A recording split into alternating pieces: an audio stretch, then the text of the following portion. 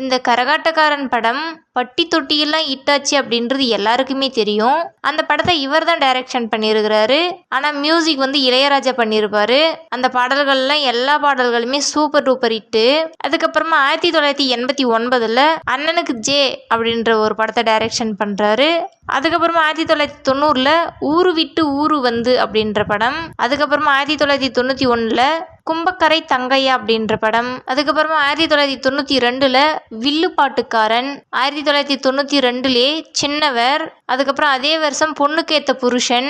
அதாவது இது வரைக்கும் சின்ன சின்ன நடிகர்களுக்கு தான் படம் பண்ணிட்டு இருந்தாரு. அதுக்கப்புறமா ஒரு சூப்பர் ஸ்டார் ரேஞ்சில் இருக்கக்கூடிய விஜயகாந்துக்கு ஒரு படம் டைரக்ஷன் பண்றாரு.